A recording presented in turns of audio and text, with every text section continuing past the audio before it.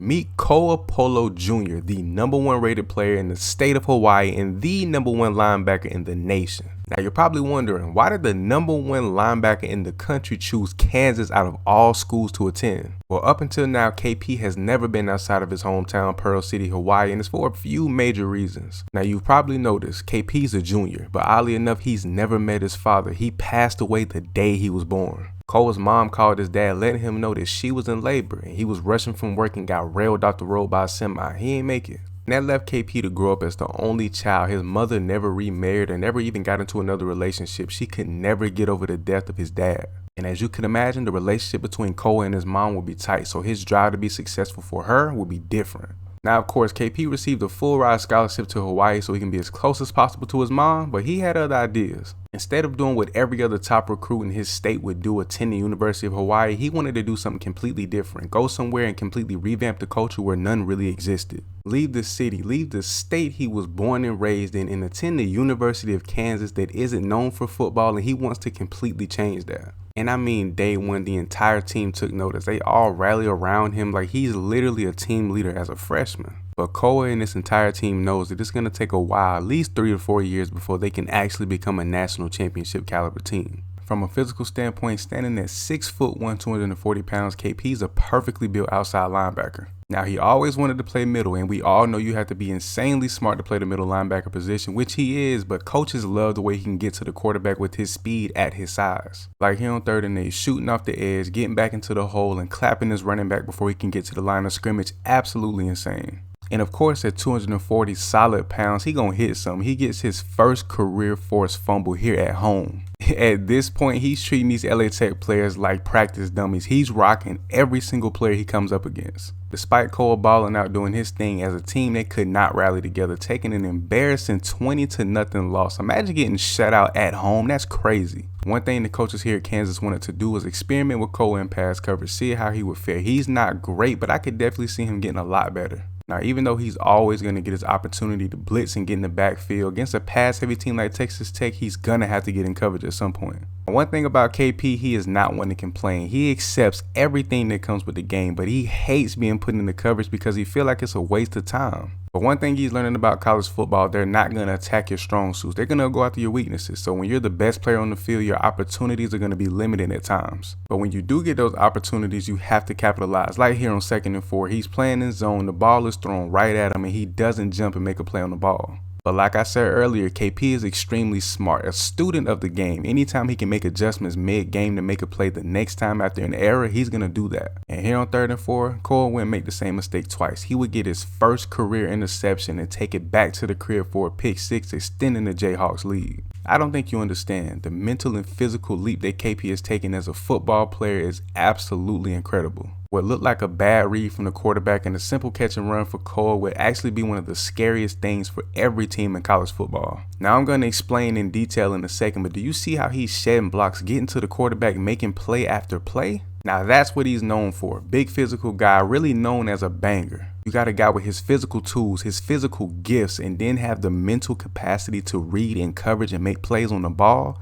He has potential to be the best ever. After a monstrous game against Texas Tech, KPJ will be recognized as the Defensive Player of the Week. After recording his first career interception last week against Texas Tech, he opens up this game against TCU with his second in back-to-back games. See, that's what amazes me about Cole as a player. Mentally, he'll make an adjustment and then he'll perfect it the next minute. No matter how great you are, mistakes like this are bound to happen. He trips up himself and his teammate for making this play with no time left on the clock. Absolutely embarrassing. This game against TCU is coming down to the wire. Both sides of the ball are playing extremely well. It's pretty much a dogfight. But in the end, Kansas would take their second L of the season to a great TCU team on the road in the rain. Cole walks out with 5 tackles, 1 for loss, a sack and a pick. Those specialty stats somewhat made up for the lack of tackles, but we definitely needed more from his end.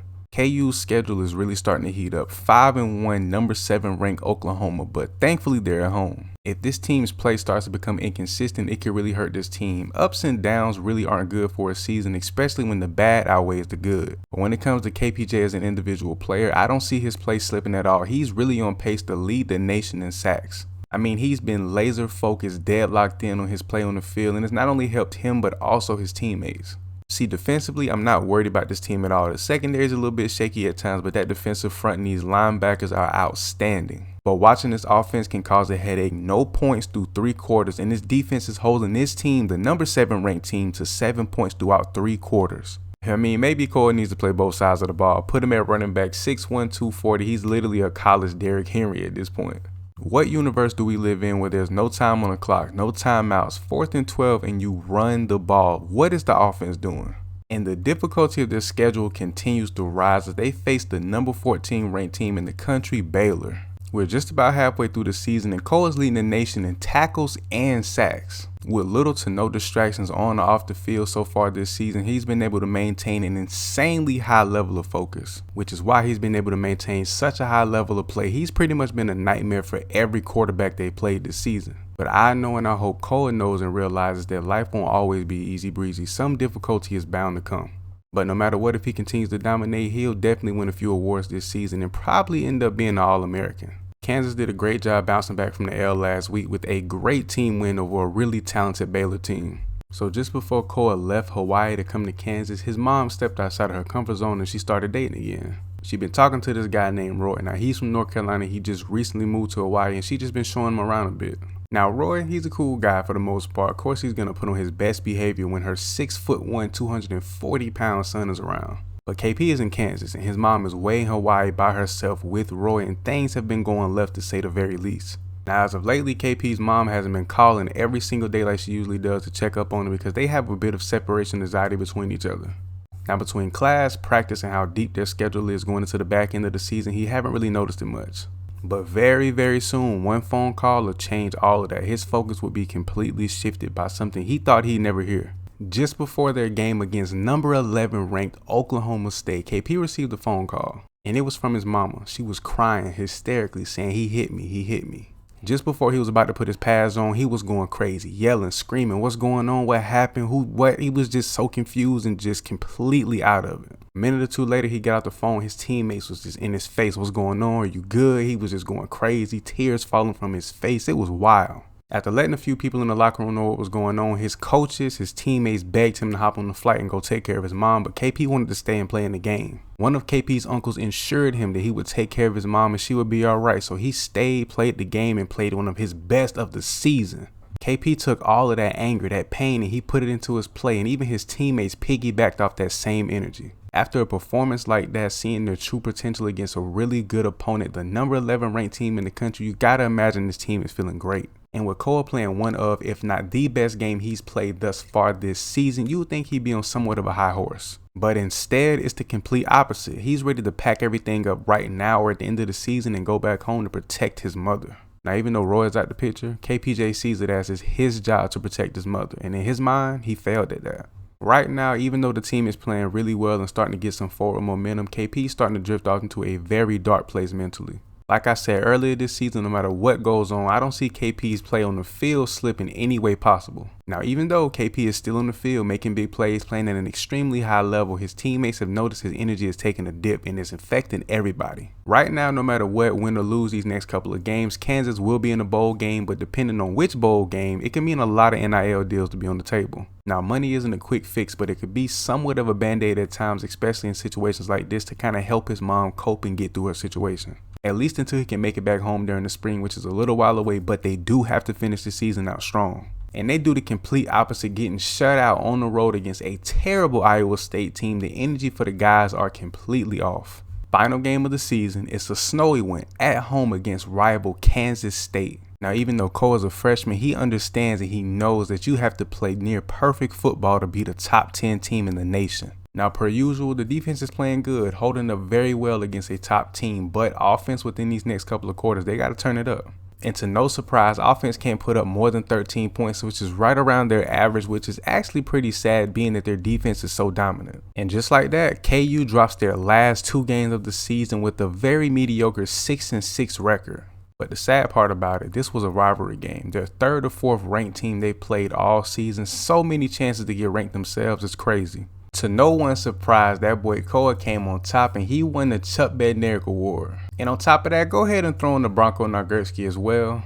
You can make that 3. 3 of the most prestigious awards for a defensive player in college football, and he won all of them as a freshman. Their season didn't go nowhere near as planned, but they will get a shot to finish over 500 in the Guaranteed Rate Bowl.